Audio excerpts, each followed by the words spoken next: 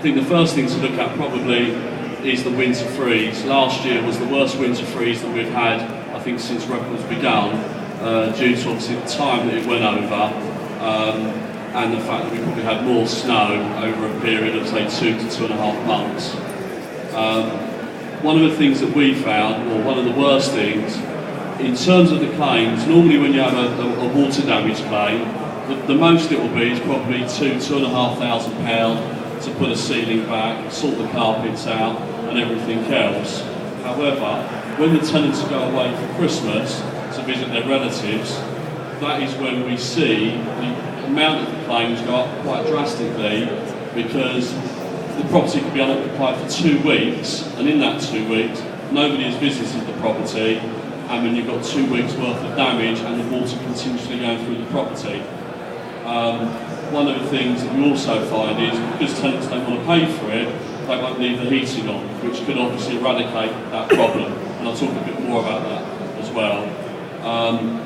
And obviously in a lot of the properties, obviously the pipes, they freeze initially, and then obviously once it thaws out, the pipes then burst, and then you've obviously got properties that are, completely flooded. I mean, in a normal sort of 2-bed, 3-bed private dwelling property, as I said, normally it's a couple of £1,000s. I think our biggest claim last year just for the water damage was about £40,000, and a lot of that was the drying out process. So, because you've got to make sure that all the floorboards, the joists are all dried out correctly, because you can't afford to have wet rug, it can take time. In terms of how to avoid a claim, the first bit that I would look at, I put 12 degrees up there. Some people will say it could be 15, it could be 18, but the principle is to try and get the heating on then to a certain temperature. Now, I know a few student landlords, and what they basically do, in the AST itself, they actually put a clause in that if people are away from the property for more than a couple of days, the heating should be left on at a minimum temperature.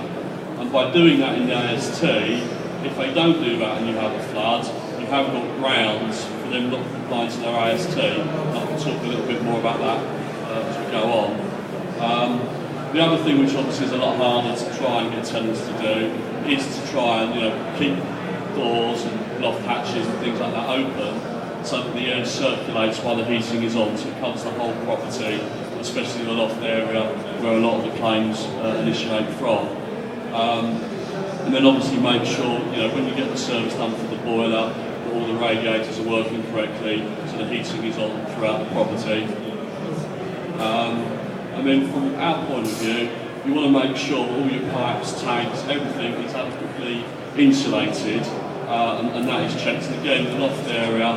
And the other thing that we find is when you've got like a tap outside the property, it can obviously freeze up. The problem is with that, it then freezes into the property, and then that can cause damage. And one of the biggest things with that is with some of the new modern boilers, you have a pipe that goes outside the property and it sticks outside, and the amount of those that freeze up and then blow your boiler is quite bad. So again, by keeping the temperature on, that wouldn't happen.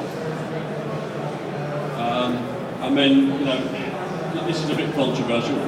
If you haven't got in the AST about the temperature, you should really try to incentivise the tenants to let you know when the property is going to become vacant in the winter months, and see if you can sort of strike a deal with them, if you haven't, as I said, got it in the AST, that they do need the heating on. But as I said, we would recommend that you put it into your AST about the heating and the temperature, because if they don't then comply and your property gets flooded, if you then have a dispute and you've obviously taken a deposit from them, you are entitled from your deposit to withhold money, and that will stand up with most of the deposit companies. But providing at the time, as soon as it happens, it would probably be unfair to say to somebody there's £3,000 of damage, we're taking the whole of your deposit.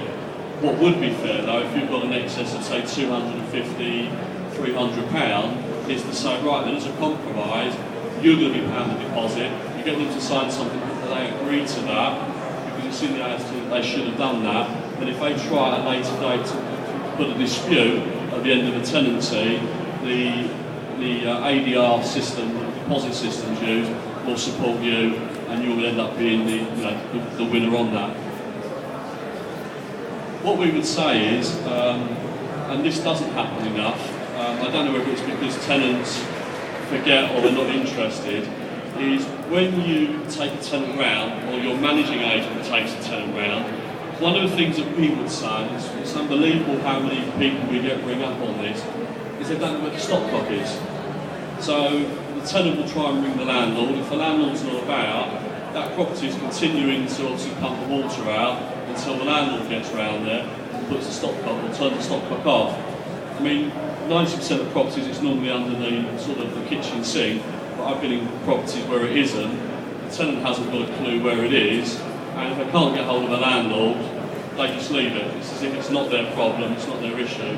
So what we say, when you're doing your initial, taking them around the property, showing them the property, we would say to, show them where the electrical supplies are in the event of having to turn it off due to a water problem, and also, more importantly, making sure they can turn the stopcock off as soon as, physically they've actually seen the leak.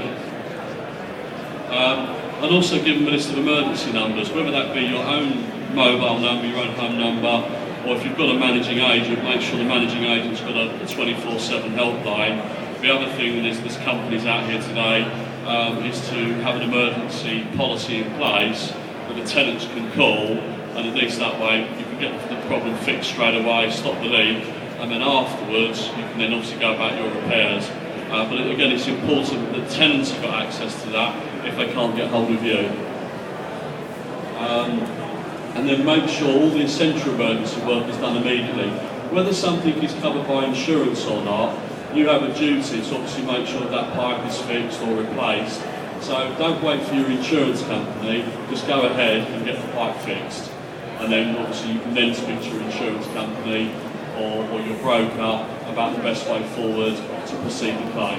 But as I said, the most important thing is to minimise the loss by getting the work done immediately. Any damaged items, if you've got, it's done the carpet in and the carpet will start to smell, then remove the carpet and just put it in the back garden.